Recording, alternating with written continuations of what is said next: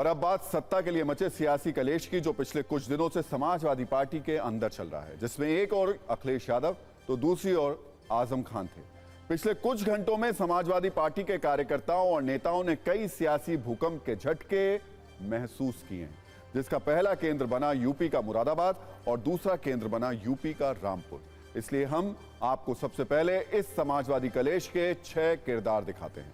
पहला नाम खुद समाजवादी पार्टी के अध्यक्ष अखिलेश यादव का है। दूसरा नाम आजम खान, जो जेल से इस सियासी जंग का रिमोट कंट्रोल ऑपरेट कर रहे थे। तीसरा नाम एसटी हसन, जिनके आगे अब तक ससम्मान सांसद मुरादाबाद लिखा जाता रहा है। अगला नाम रुचि वीरा, जिनकी वजह से अब एसटी हसन के नाम के साथ इस चुनाव के बाद सांसद मुरादाबाद नहीं लिखा जाएगा। फिर मौलाना मोहिबुल्लाह नदवी और आसिम रजा, जो रामपुर के रण में बेहद दिलचस्प किरदार बनकर सामने आए हैं। अब शुरुआत करते हैं रामपुर और मुरादाबाद के उस सियासी ड्रामे की, जिसकी स्टोरी में दिन भर आज कई ट्विस्ट और टर्न आते रहे। और जनता तो छोड़िए, जो उम्मीदवार हैं खुद उनको भी आखिर तक ये पता ही नहीं था कि उनका नाम फाइनल हुआ है या फिर नहीं। इसलिए पहले आपको मुरादाबाद में हुए घनघोर कंफ्यूजन को समझना चाहिए। मुरादाबाद में मंगलवार को समाजवादी पार्टी के टिकट पर मौजूद सांसद एसटी हसन ने, जो इस वक्त मौजूदा सांसद हैं, नामांकन दाखिल कर दिया। एसटी हसन वो उम्मीदवार थे जिन्हें स्वयं अखिलेश यादव का आशीर्वाद प्राप्त था, इसलिए यह तय था मुरादाबाद से वो फिर एसपी के कैंडिडेट होंगे। लेकिन इस कहानी में ट्विस्ट बनकर आई रुचि वीरा, जिनको लेकर यह दावा किया जा रहा है कि वो अखिलेश के मना करने के बावजूद आज मुरादाबाद में नामांकन भरने पहुंच गई और कहा कि असली समाजवादी पार्टी की कैंडिडेट वो ही हैं। अब सवाल यह है, रुचि वीरा के इस अति आत्मविश्वास की वजह क्या थी? तो वो नाम है आजम खान। और इस बात के संकेत नामांकन भरने के लिए आई रुचि वीरा ने खुद दे दिए, जिन्होंने अपनी उम्मीदवारी के लिए आजम खान को शुक्रिया कहा। अब एसटी हसन और रुचि वीरा के जरिए आमने सामने की जो तस्वीरें दिखाई दे रही थी समाजवादी पार्टी के अंदर, हालांकि तस्वीर कुछ और दिखाई दे रही थी और तस्वीर के पीछे कुछ और चल रहा था। आखिर में इस जंग में जो जीत देखने को मिली है, वो अगर हम देखते हुए चले तो आजम खान की हुई, जिनकी प्रेशर पॉलिटिक्स के आगे अखिलेश यादव कह सकते हैं कि जो वो चाह रहे थे उस पर मान गए। इसका नतीजा यह हुआ कि मुरादाबाद के मौजूदा सांसद एसटी हसन का टिकट कट गया और आजम खान की फेवरेट रुचि वीरा की दावेदारी कायम रही।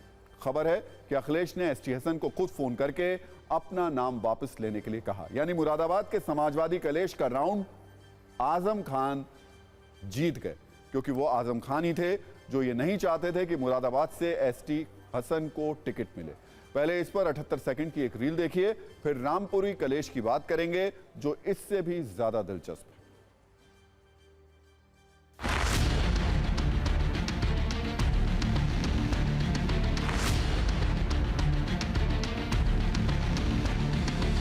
राष्ट्रीय नेतृत्व का, अपने पार्टी के मुखिया का, मोहम्मद आजम खान साहब का, सभी का धन्यवाद करना चाहती हूँ कि उन्होंने मुझ पर भरोसा जताया और आप सब लोगों से मदद की उम्मीद करती हूँ। मोहम्मद आजम खान साहब का, सभी का धन्यवाद करना चाहती हूँ।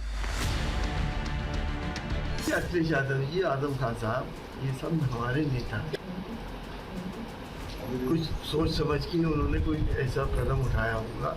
और अभी कोई ये तो है नहीं कि 30 तारीख तक के वो मैं नहीं लड़ूंगा। पूरा सही है। अगर पार्टी आप चाहेगी तो अभी भी मैं लड़ सकता हूँ।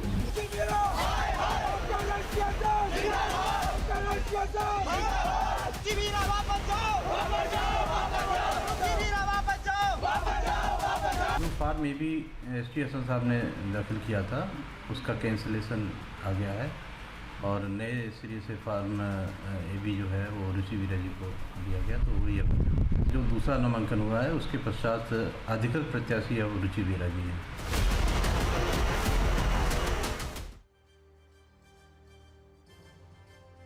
अब हम आपको मुरादाबाद से रामपुर लेकर चलते हैं, जिसे कभी आजम खान का गढ़ कहा जाता था। यहां भी लड़ाई पसंद की थी, कई नाम सामने आए, कई समीकरण बिठाए गए और इस सब के बीच अखिलेश ने एक ऐसे नाम को आगे कर दिया जिसका संबंध राजनीति से ज्यादा धर्म से है। अखिलेश ने रामपुर से इमाम मोहिबुल्लाह नदवी को उम्मीदवार बना दिया, जो दिल्ली में संसद वाली मस्जिद में नमाज पढ़ाते हैं और रामपुर के ही रहने वाले हुए हैं। लेकिन इस कहानी में ट्विस्ट बने आजम खान के करीबी आसिम रजा, जिन्होंने खुद से जाकर नामांकन का फॉर्म खरीद लिया। और फिर आखिर में रामपुर में आज का सरप्राइज बनकर सामने आए अब्दुल सलाम, ये भी समाजवादी पार्टी के नेता हैं और आज भागते हुए नामांकन दाखिल करने के लिए वो पहुंचे। आप अब्दुल सलाम की उस वक्त की तस्वीर भी देख सकते हैं जब वो दौड़ते, भागते और हाँफते हुए नॉमिनेशन फाइल करने के लिए आए थे। इसलिए रामपुर में ये सस्पेंस गहरा हो गया कि आखिर समाजवादी पार्टी का असली कैंडिडेट है कौन। माना जा रहा है कि मुरादाबाद में आजम के आगे सरेंडर करने वाले अखिलेश ये नहीं चाहते कि ऐसा कोई संदेश जाए जो आजम खान चाहते हैं वही होता है, इसलिए उन्होंने मोहिबुल्लाह नदवी के लिए रुचि वीरा को टिकट देकर आजम खान को मना लिया। वैसे इस रामपुरी लड़ाई की एक और इनसाइड स्टोरी भी है जो हम आपको बताते हैं। 22 मार्च को अखिलेश यादव ने सीतापुर जेल में जाकर आजम खान से मुलाकात की थी। उस वक्त ही आजम ने रुचि वीरा को मुरादाबाद से टिकट देने के लिए कहा था, लेकिन आजम खान ने यह भी चाहते थे कि अखिलेश यादव खुद रामपुर से चुनाव लड़ें। लेकिन अखिलेश ने रामपुर से चुनाव लड़ने पर हामी नहीं भरी क्योंकि खबर है कि वो इस बार लोकसभा चुनाव लड़ने के मूड में नहीं है। इसके बाद अखिलेश ने एसटी हसन को मुरादाबाद की जगह रामपुर से चुनाव लड़ने के लिए कहा, लेकिन एसटी हसन ने अखिलेश के इस प्रस्ताव को ठुकरा दिया। इससे अखिलेश यादव नाराज थे, जिसके बाद उन्होंने मुरादाबाद से रुचि वीरा और रामपुर से मोहिबुल्लाह नदवी को टिकट दे दिया। लेकिन ये नाम फाइनल होने से पहले आज पूरे दिन रामपुर में जबरदस्त सियासी सस्पेंस बना रहा।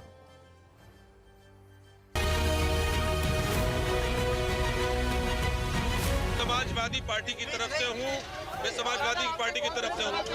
अखिलेश यादव जी साहब के हुक्म और उनका आदेश, इसलिए उन्होंने मेरा इंतखाब किया और मैं उनका शुक्रिया अदा करता हूँ।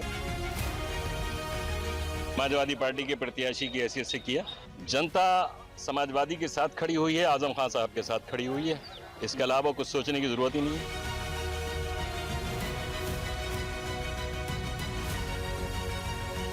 और आपको बहुत साफ दिखाई पड़ रहा है कि इस चुनाव में रण बाकुरों से ज़्यादा रणछोड़ बहादुरों की संख्या दिखाई पड़ रही है।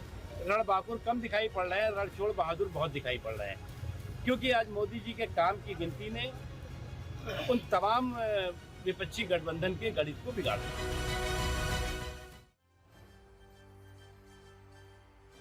अब दिलचस्प बात यह है कि रामपुर और मुरादाबाद यूपी की दो ऐसी सीट हैं जहां मुस्लिमों की आबादी 50% से भी ज्यादा है।